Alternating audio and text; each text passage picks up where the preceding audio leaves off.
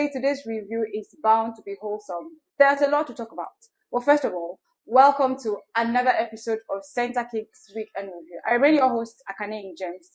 And today in the studio with us, we have a brother and friend that I have missed so much, and I'm super delighted that he's back on today's review. Please welcome Trent on board. How are you feeling today? Well, I'm good. Thank you very much for having me once again. I think it's the Christmas, and it's only people that are doing well in the NPFL that will celebrate. Okay, like okay. Remo Stars. Okay. Yeah. Ikorodu City. Rivers United. Rangers, yeah. Shooting Stars. And I think So those are the clubs that should celebrate. And Aqua United too, they should not celebrate Christmas. Why are you wearing an Aqua United at least I want jersey? to give them like motivations. Okay. Like motivation. Yeah. It's okay to fail. They should still have hope. Yes. Yeah, there's lots and lots of hope for them. Well, let's start this way. We're not just going to be diving straight into the review. Let's start with we saw the Nigerian Flamingos this week. They had quite an amazing run. They played against Niger. They of course got 9-0, and then their last game was against Cote d'Ivoire, of which they won 3-2, with Chidi Harmony bagging a hat-trick for that match. I would really want to use this medium to also give a shout out to the girls, as they'll be playing in the semi-finals against Benin. What do you have to say to the girls?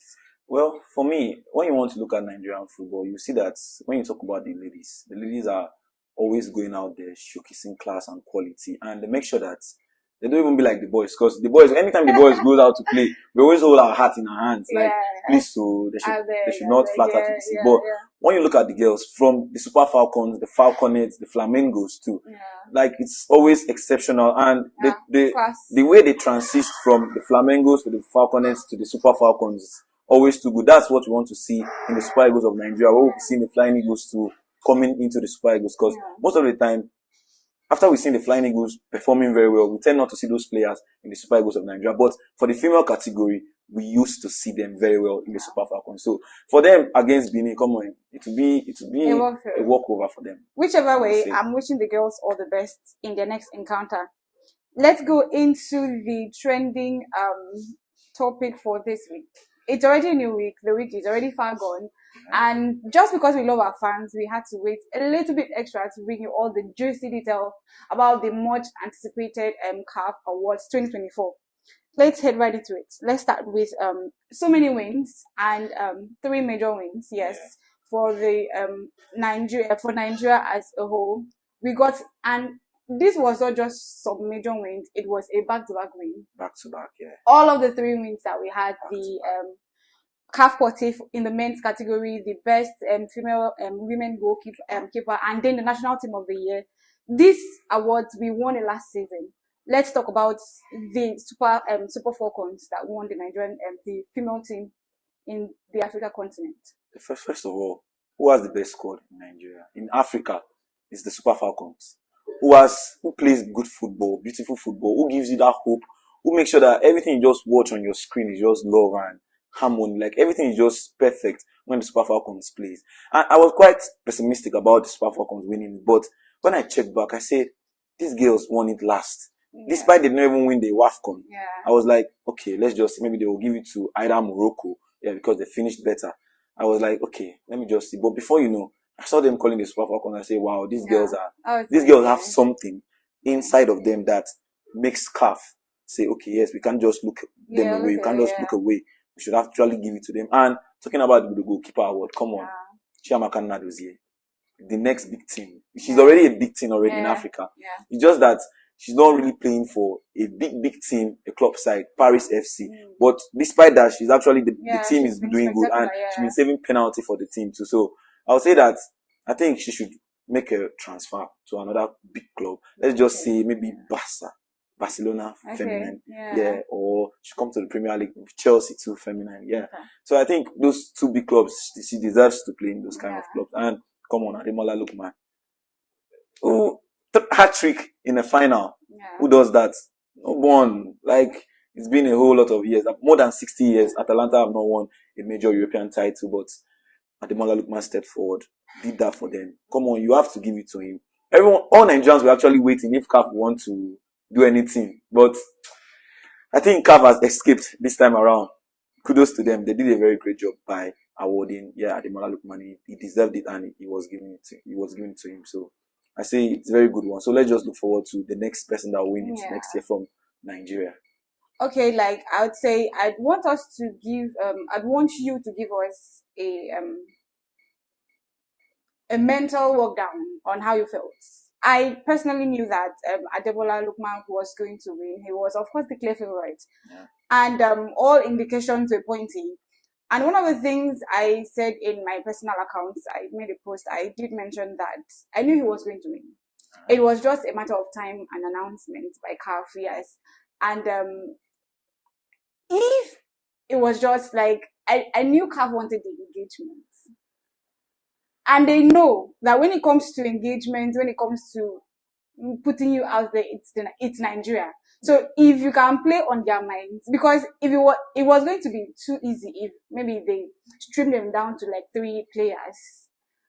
And then they allow people put out speculations and all of those discussions that, maybe he might not win, CAF may likely choose somebody that is not Ademola Lookman. And then because for you to sell, you have to keep people unaware, unsure. Yeah. And of course, as you know, Nigerians, we drag the matter, people, a lot of opinions, a lot of, I say this, a lot of, I'll do that, but they knew. And then, this was like the moment for me when CAF president was, before he was about to announce the CAF party for the year, he was talking. A lot of hats were outside. People were holding their hats in their hand and they were like, this man is trying to do something and maybe he wants to do something. So walk us through that moment. How did you feel? At that time when he was talking about a lot of things, how the process of the selection of the best player, how did you feel at that time? Well, did you feel that he was not going to win that award, or maybe somebody else was going to win? That was why I said that CAF escaped. Because I didn't mean they not give it to Ademola Lookman. I don't think Africa will be a place for CAF president to live in, because he would have traveled out from Africa, I must say, because I think before that time, people were saying the same thing that happened to Vinicius Jr. In the Ballon d'Or. That's the same thing that will happen. And I think the only person that was close to him by CAF was Hakimi, that plays for Paris Saint-Germain and that plays for Morocco. So I was like, who is Hakimi? What did he really achieve? How many? Can he even boast of any final goal? At the complete AFCON. Yeah. AFCON, even with PSG. What? Someone that scored an hat-trick in the European final. Come on. So I was like, okay, Hakimi is there, but come on, even though CAF wants to do anything, it's not because it's not supposed to be Hakimi that they should bring into the plate. It's not supposed to be Hakimi. So I was like, this guy, Ademola Lookman, is the only one there, and he deserves it. So my mind was like, whatsoever CAF wants to do, I just know that Ademola Lookman will win it. So that was my mind, because I think the whole Ballon d'Or issue reviewed many things. So I think CAF did not want it to fall back to them to say, okay, what happened in Ballon d'Or is happening in Africa. So I think even though they wanted to do it, they would just respect the fact that this young man scored an hat-trick last season. He did a lot. Not just that. He did a lot. Even in AFCON to score 3 goals too in AFCON, and he had a very good run in AFCON too. So I would say even though they wanted to bargain anything, not be with Ademola Lookman, maybe they should try the next year. But I would say that it wasn't as easy in the last year for Victor Osimhen. It wasn't as easy. There were already speculations too, but we saw, and I think it's one of the things that I want to hold CAF to. They've been able to, at least over the years, they've been fair. They've been fair. You know that Victor Osimhen's son, I think so many people say, okay, because of his involvement for Napoli winning the Scudetto. I think that's one of the reasons he was given that, because you cannot just score all those goals. Then you won the trophy, you won the Serie A title after 33 years. You won the Serie A title for Napoli without them giving you. Because if you want to subtract Osimhen's goal from Napoli last season, the season they won the league, I think they will not even see top 4. To be very sincere, they will not even see top 4. So that was it. That was one of the main reasons. Come on, they say this guy contributed a whole lot for Napoli, so I think he should be given. And come on, he did exceptionally well for Napoli that season. Alright. And going next to our next discussion, still about CAF, we saw a couple of Nigerians, both in the male and female category, make it to the CAF 5th Pro Best 11, both in the in the male and female category. let's start off with the females category. We saw 4 of Nigeria's Super Falcons, 2 defender, Michelle Alozie and Osinachi Ohale, and then a midfielder, Rashidat, of course, and then our very own forward, Asisat Oshoala, make it to that best 11. What do you make of that combination? Well, for me, I feel there's a missing piece there because the goalkeeper, Chiamaka Nnadozie. If they are using your performance in your club to actually judge your level or your possibility of getting into the FIFA Pro Women's category, I think Chiamaka Nnadozie should be there. She has been doing very well with Paris FC and she has been doing very well with the Super Falcons of Nigeria. So I don't know why she's not there. I'm talking about the defense, Osinachi Ohale and Michelle Alozie. She has been doing very good for the Super Eagles of Nigeria, I must say. When those 2 are there, I feel, because Ashley Pomtia went on a long-term injury, that's why she did not make the list. But when those 2 are there, I think the Super Falcons of Nigeria are actually very solid. And going into the midfield too, Rashidat Ajibade, come on. That's like the best player for the Super Falcons in the past 2 years. Yeah, for me, she's the best player. Consistency. She's always there to make sure that the job is done. Scoring goals, unexpected goals, to make sure that they keep the hope of the Super Falcons alive in any competition. And come on, you cannot just write off one of the best things in female football as far as Nigeria is. 6. Yes. As far as Nigerian football is concerned. So I must say Asisat Oshoala, I must say at least it's fair enough, but for me, the goalkeeper, I think it should have been Chiamaka Nnadozie. Alright. Now looking at our screens now, we have displayed the CAF men's best 11. What do you make of that combination? Well, for me, I'll say I think it's just club performance. They used to create that because when you want to look at the performances, each and every individual in different countries in the last AFCON pulled out, you see that there's a whole lot to write about. Like for me, if they say I should bring out the best 11, I don't even know the players I'm going to exempt because there's a whole lot of talent in African football. And it's just club because Andre Onana is there. I think it's because of his performance with Manchester United. Mohamed Salah is there because of his performance with Liverpool. Yeah. Osimhen is there. I know he performed very well. Even Ademola Lookman, is the best. So, he has to be there because of his performance with Atalanta too. When you want to look at the defense too, you see Koulibaly, Hakimi, because of their performance with their club side. So, I feel the whole starting 11 is because of their performance in the club side, not because of country side. Because when you want to look at country football, you have to look at countries like Ivory Coast. You have to look like Mali too. People that had good players in their team that helped their team too, that were very instrumental. Not just they were very instrumental. People that when they are not there in the team, there's a problem. So I'll say that it's just because it's just club performances they used to bring out this list. Okay, so I would say that you're like the next person or the second person I've seen that is not quite abbreviated about the list and all of that. But this is one of the things that we need to understand. This list was not selected or chosen from the CAF officials, or it was barely from the players. The players had to vote in for this, and most of the times, I saw one video from Oluwatobi Ayinde, and I was quite knowledgeable from what he said, or I got quite some level of knowledge from what he said. Because, most of the times, these players, they don't have the time to go back and sit back and watch themselves play. To know, okay, so who was there? Because they were like, grievances about, of course, the best player from CAF, the tournament. Trustekong, missing out on the squad. Just imagine. Yes. Persons like Olai now who put up a spectacular display. And in then, the final, what happened? In the final, what happened? I'm just saying. Don't say. And then, of course, our very best Mwabali, who was not there. Yes. And then Williams was not there too. Yeah. So, all of that. But he did mention from his video that, this best 11 are selected or are voted for by players and not by CAF officials who have actually had the time to sit down and watch. Okay, so these are like individual performances from both continents, from both for their countries and then their clubs respectively. So I feel that we need to calm our minds down with this. Calm our mind down. I feel they should give journalists opportunity, because I think Okay. it's only journalists that know how to analyze all this. All The right. players, since you say that, okay, they don't have the time to go back and watch themselves play or watch others play. Because So that these they are will know like who- mostly prominent names. Yeah. Yeah. So I feel they should give the journalists opportunity So to you're vote. saying this is a word to CAF. Yes. Yes, to CAF. That our journalists, of course, we have reputable journalists who Yes, we very think that good ones. they could play a part in in cases like this. Yes, Definitely. they They'll should be analyze allowed everything. to vote. to send in their vote for the best 11 at least. So please, I hope that they hear this and hacken. Please, if you're watching this video, make sure that you share and tag CAF until they see this. Thank you very much.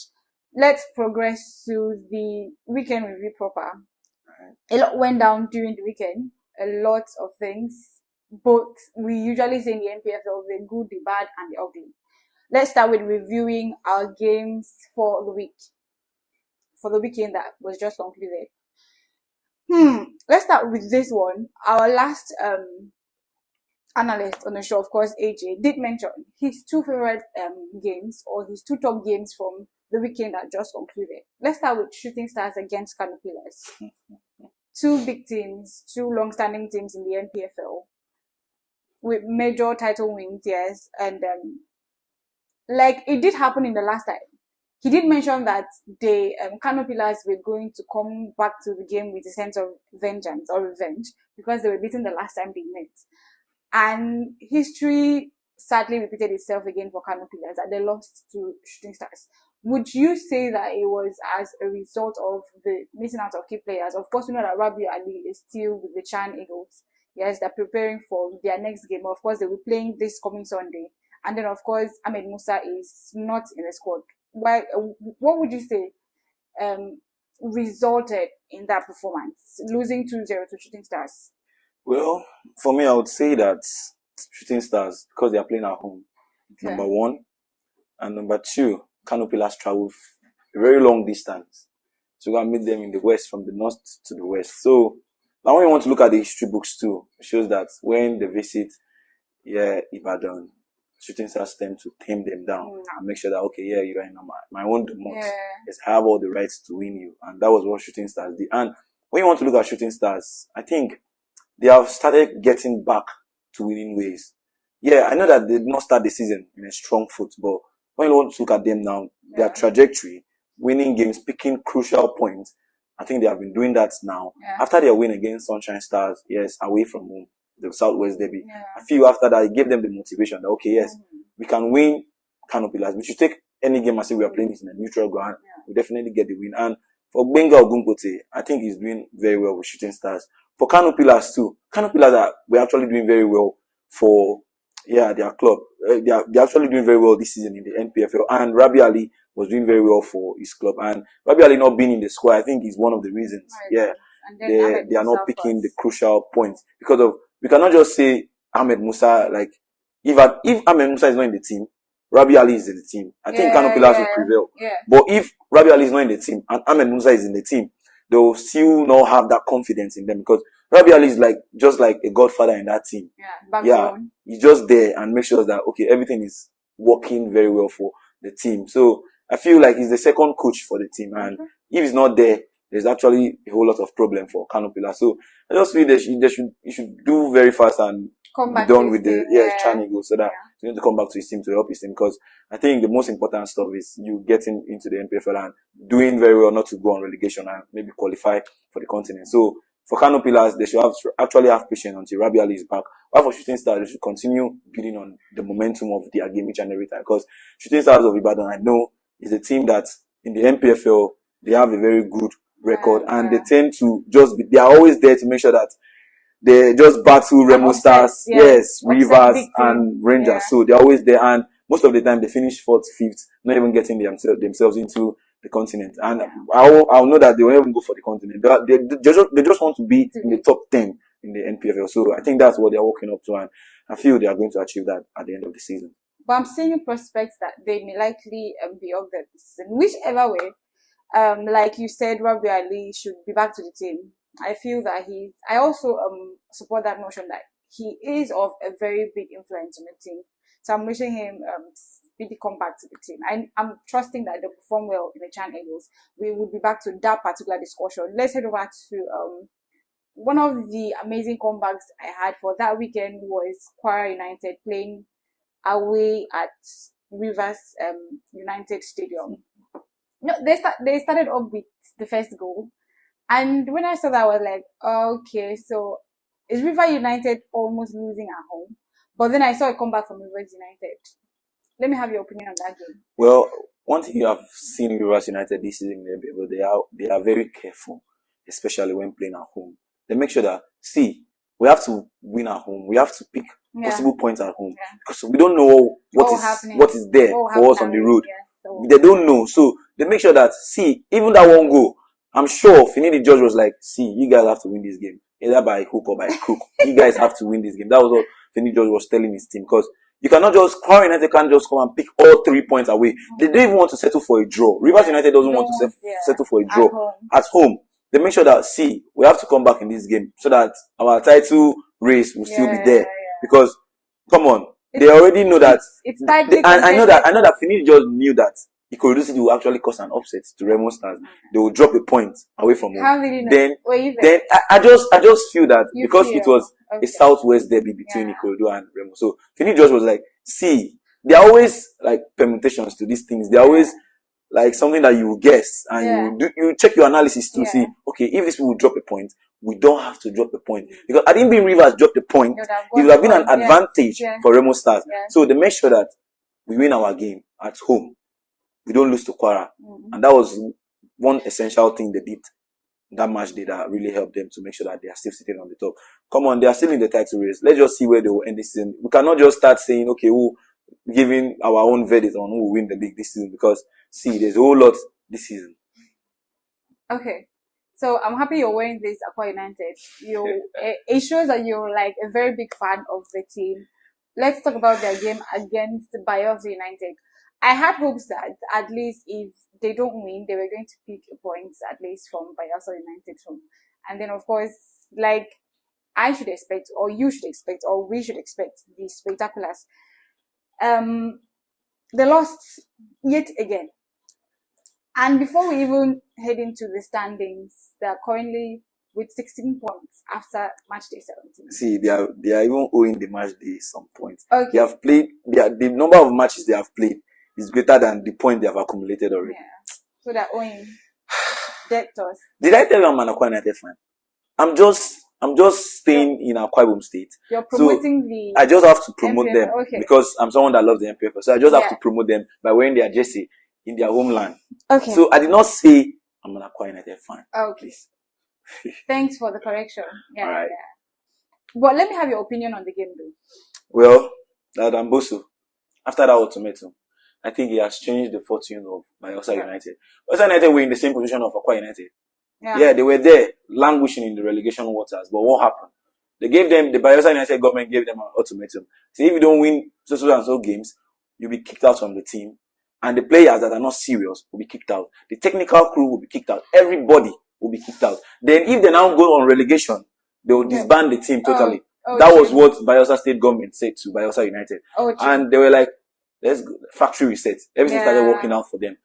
Bayelsa United last season, I still remember that game. Akwa United first game in the MPFL.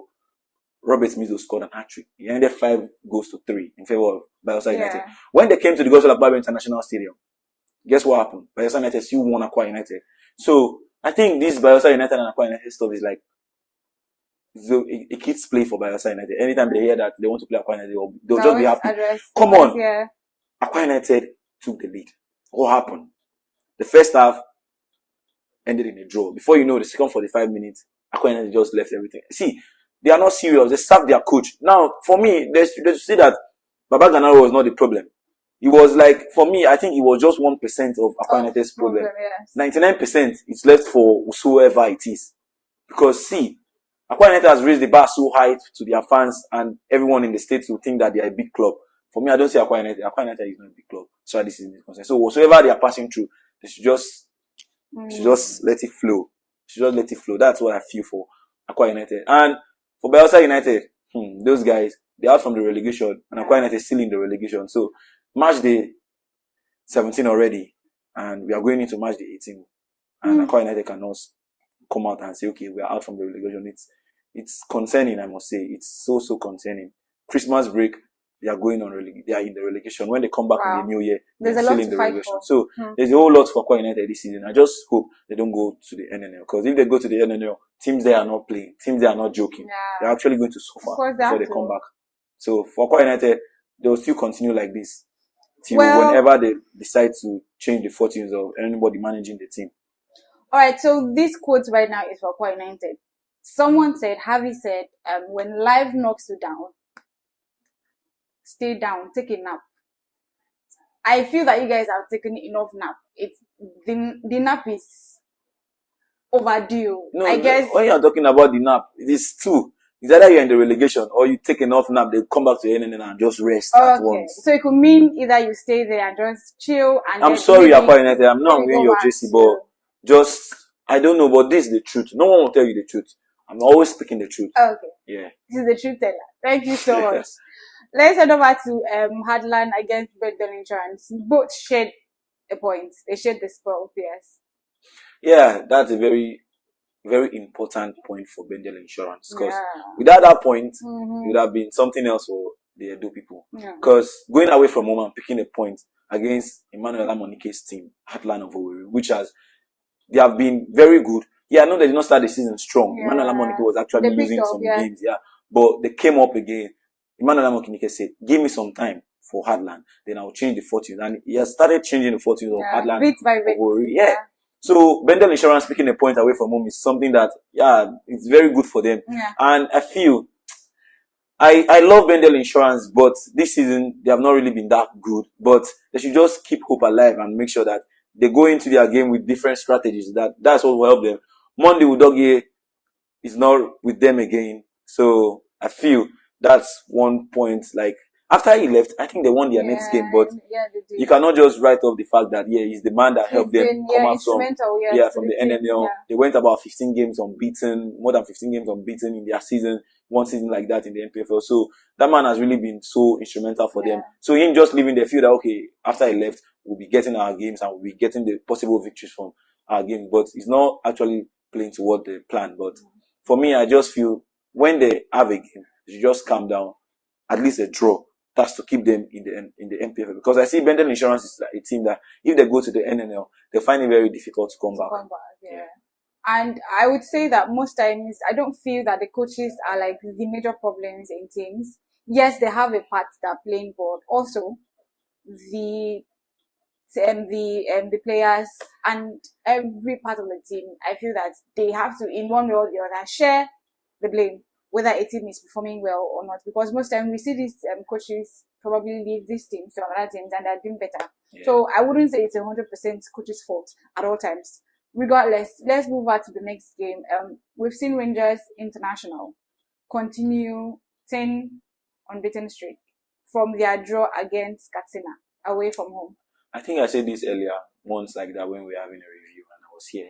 I said one major reason Rangers disqualified themselves from the continent was to come and focus in the NPFL, and that's what is really helping them. Just imagine Rangers playing in the continent and playing in the NPFL. They will not have this kind of performance. They won't. But now they are in the NPFL now and they are focused on one thing. They go. Let's try to defend our title. I know that it will not be, I'm not saying it's impossible, it will be difficult, but they just make sure that, okay, yes, we can be in this title race. They were nowhere near the first 5 teams, but now they are currently sitting third. Yeah, so I would say that for like two match days. Two match days now. So I'll say it's a very good one for Fidelis Electrical and his boys, and let them just continue like this. I know Fidelis Electrical traveling to the Chan Eagles and some of his players too. There's a whole lot of things happening. But they've still been very solid. Yeah, they are still been very solid. So there's no excuse for that. I think I think what Fidelis Electrical has really done is that when he's coaching, you have to coach your assistant too. You have to make sure that you groom him so that when you are not available, even though when you are sick and you're in the hospital bay, you have to, the assistant coach has to step forward to do the job and get the job done. So that's how it's supposed to be in every club. Even when you get a red card, when the coach gets a red card, the next game, I know the current coach will not be on the sideline. It will be the assistant coach. So I think when you're grooming yourself, you're grooming the team, you have to groom your assistant coach because anything may happen. everything is uncertain. So anything may happen in the future that would demand you not being on the sideline for your team. So I feel that's what Fidelis Electric has actually done. And he has instilled this winning mentality in Enugu Rangers. And they're actually doing very well. One of the highest goal scoring margin in the NPFL, Niger Tornadoes against Sunshine Stars. I feel that Sunshine Stars have been very lucky this season. A lot of beatings back to back. Fortunately, they drew against Eyimba in the postponed match that was played, match 13 postponed match that was played. But for their continuous playoffs, they've been performing quite poorly. Quite poorly. Do you know why? You know why Sunshine Stars will not get noticed like by fans that they are not really doing well? Because they don't tend to tag that big team name on their head like Akwa United. When you want to look at the table, Akwa United are seated almost last in the table. Not almost, last. They are actually seated. Sunshine Stars are seated in the better place than Akwa United. But because Akwa United have instilled this big team in their fans' head and they are a big team. That's why all the media attention is always on Akwa United when they lose, but not on Sunshine Stars. But Sunshine Stars, Kennedy Boboye leaving the team was actually one of the reasons why they have been like this. They have not, in the last 10 games, they have been so shambolic. I don't even know what Sunshine Stars can do right now. The people of Akure, I don't know what they can do. I don't know. Please, Akure fans, they should go for another recruitment, please. We need new players. We need new legs in the club. Because they cannot continue this way. They sacked the coach, Kennedy Boboye. The coach resigned rather. He resigned. He said enough is enough. He can't continue this way with the team. Now, what is the way forward? Go into the transfer window, January, sign players. Even though you're not signing players during January, go to your team B. Every club has to have a team B. Every club has to have under 17. That's what Eyimba does. Eyimba has their own under 17. Rangers has their own numbers under 17. Remo Stars does that too. Remo Stars can even bring players from beyond limits to their senior club. Not only waiting until it's the January transfer, because I think waiting until January is actually a long period of time. You will lose maximum point before you even wait until January before you bring in players. So I feel that's one of the things. The structuring of the team has to change, and I think if everything changed like that, I think there will be a better fortune for the team. But if it remains this way, I'm afraid that they'll just follow Akwa United and go back to the NNL. Because I think that's the truth. I'm serious. That's the sad truth. El Kanemi Warriors pulled a big one against Abia Warriors, 3-0. I'll come back to our prediction last week between myself and AJ. I said it was battle of two warriors, and that's to show you that yes, El Kanemi Warriors deserved that FA Cup. The President FA Cup they won. They deserved it because they won it and they won it like and won it again against Abia Warriors. So prove a point that I feel Abia Warriors are just fluctuating in the league this season. They are like shooting stars that are not really doing better. That's Abia Warriors. They are not fighting for anything. They just want to be in the league. They don't want to go on relegation, and they don't want to contend for the title. Because if they want to contend for the title, clubs like Shooting Star, clubs like El Kanemi Warriors, you play against El Kanemi Warriors. Ali Zibiri is not with the team. He's actually abroad looking for how to better his future and his career, his coaching career. Imama Pakabo, you are supposed to pick at least a draw. Come on. You guys are both warriors. But he was not playing like a warrior. Lampooning 3-0. So sad. And El Kanemi Warriors, I think if they continue this way, they will just stay in the league. That's what they want to do too. They just want to stay in the league. But I feel this El Kanemi Warriors team, what they are doing now is what they were supposed to be doing at the beginning of the season, not drawing. They had a whole lot of draws at the beginning of the season. So picking maximum points is actually really helping them now. Because if they want to wait until maybe the second half of the season, they are back to the top 6. So it would have been a little bit shaky for them going away from home, maybe dropping all the points they could gather from their draws. But come on, I didn't mean they could get the points from their draws, 3 maximum points from their draws. Even getting into the second half of the season, they go away from home, or even the home, maybe 1 point, 4 points out of 2 matches. It would have been very good for them. But I think what they are doing now is actually very good. Getting to the top 6 to better their fortune very, very well this season.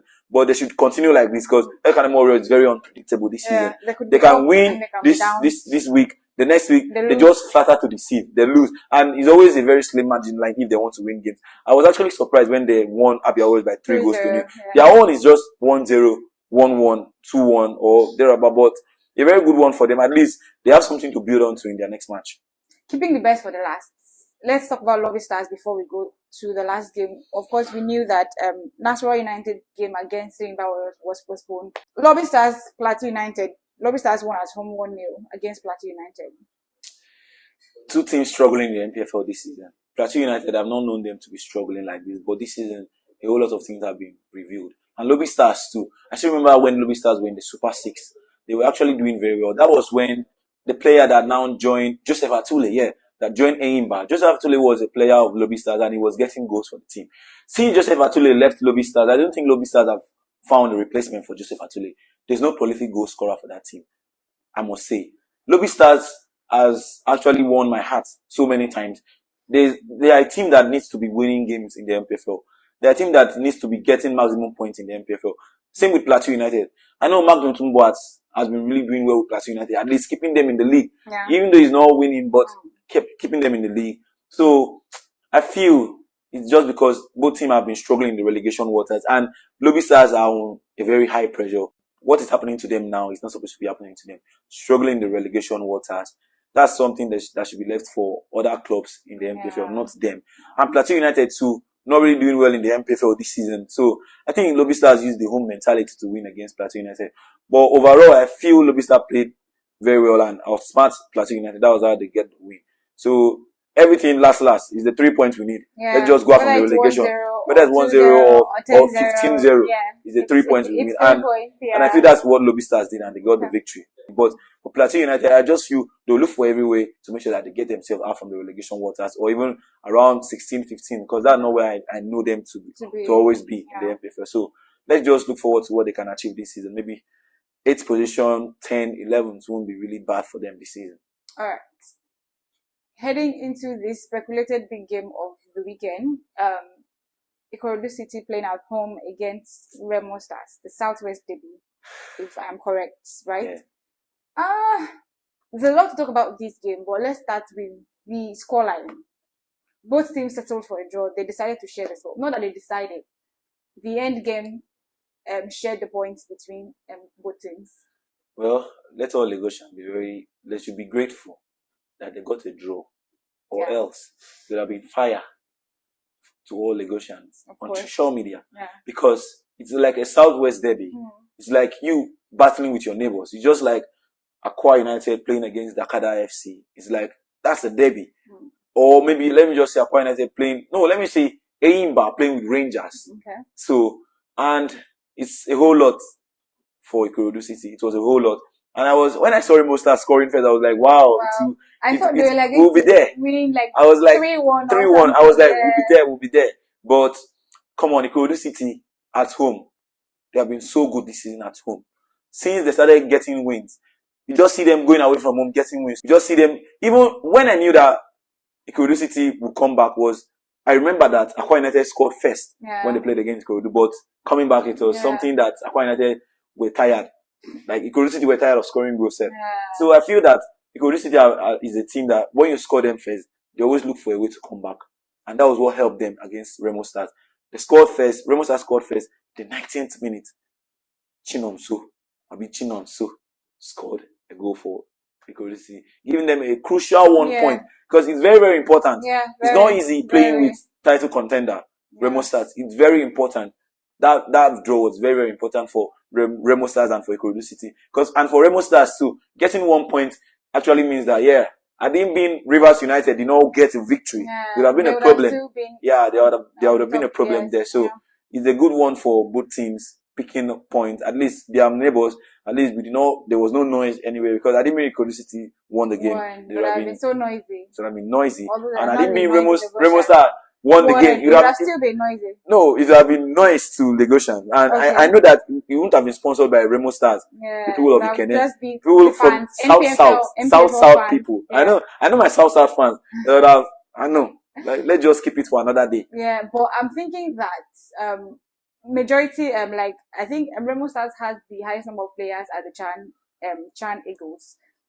I feel that majority of their key players were not available for that game. I am thinking that if they had all their squad members available, their squad players available, they would have won that game effortlessly. I'm thinking so.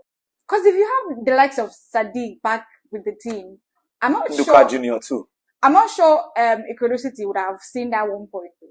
Well, Ikorodu City are playing at home, and I said it earlier, when Ikorodu City are playing at home, they try as much as possible to grab a point. I didn't mean it was maybe in Ikene they were playing that.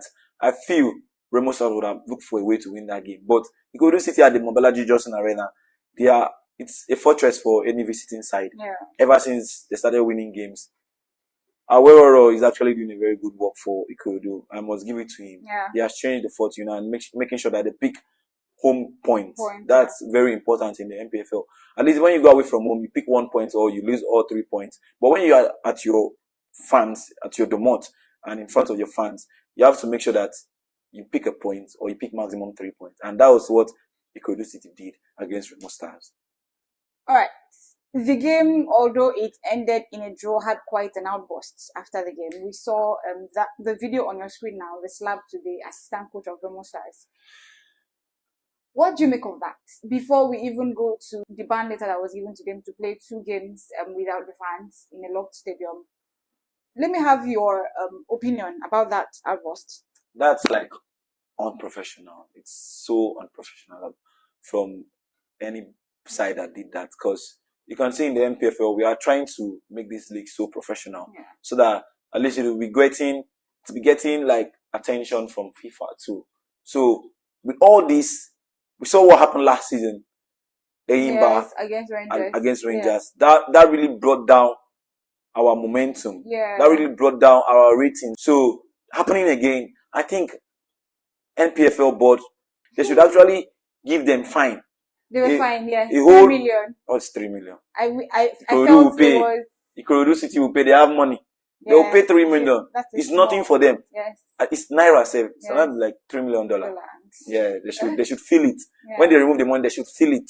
So that's why I feel, and they should deduct point deduction too. Because I feel in the NPFL, that's one of the things that you suffer if you go against the rules. Point deduction, 3 point deduction. That was not in the letter stated. It wasn't there. And that's the problem. They should deduct points. I think deduction of points is actually painful more than the money. Painful, it's painful because when they deduct your point, and at the end of the season you feel you have been in a better position, and you now remember what happened.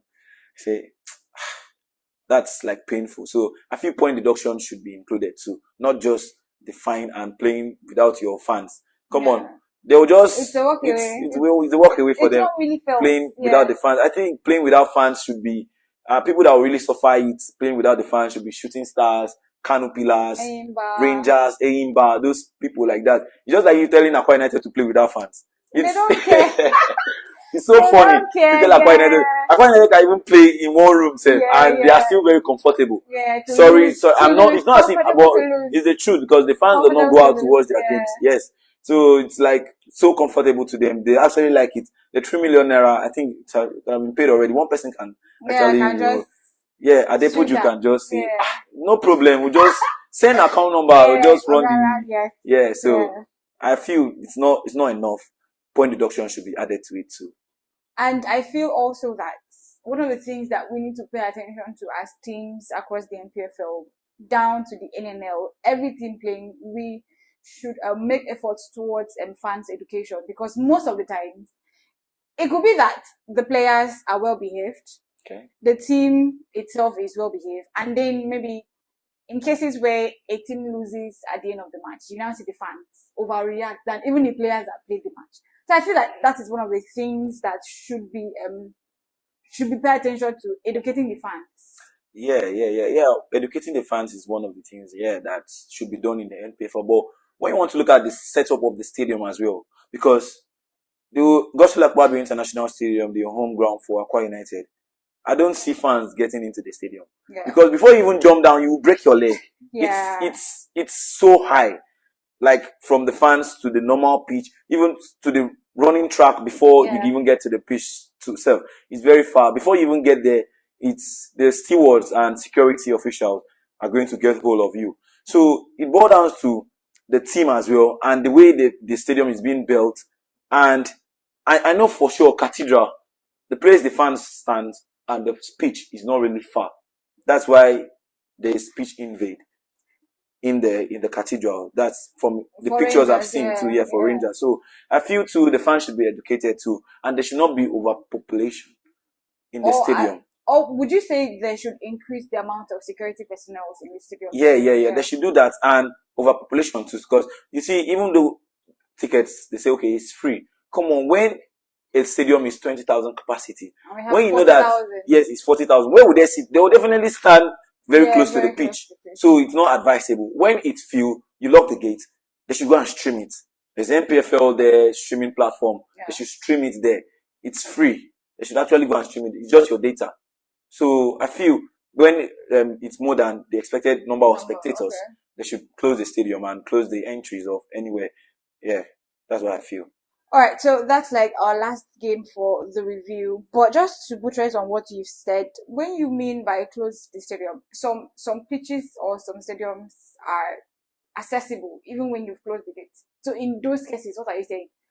Would you say they should work on upgrading their stadium? Definitely. That boils down to the government. Yes. Because most teams in the MPFL are owned by the government. The government should look forward in making sure that the stadium are up to standard. At least there's a lock, there's an entry, and there's an exit too. Because I know the Gospel Akpabio International Stadium, there's an entry, there's an exit. The U Township Stadium, there's an entry, there's an exit. So I feel each and every stadium should have that too. Not just people jumping through fence, getting into the stadium and causing a whole lot of things. It doesn't make sense. Thank you so very much for coming live today with us. For coming with us. Yeah, we'll get to that point when we get live. But thank you for coming with us. Yeah, for being here today. It's always a pleasure. Such a pleasure. I missed you. You should know that. Yeah, I know. And our fans, of course, missed you. Shout out to CenterKick. Yes. He's actually doing a very good one, bringing NPFL review to our screen each and every match week. It's not easy, so we have to give him that kudos and engage. Shout out to the boss. Yes, shout out to the boss. We celebrate you, sir. And then, of course, your shout out, your special shout out. Shout out to Itore Tukudo, one of the contestants in the 45th Miss Nigerian pageantry this year.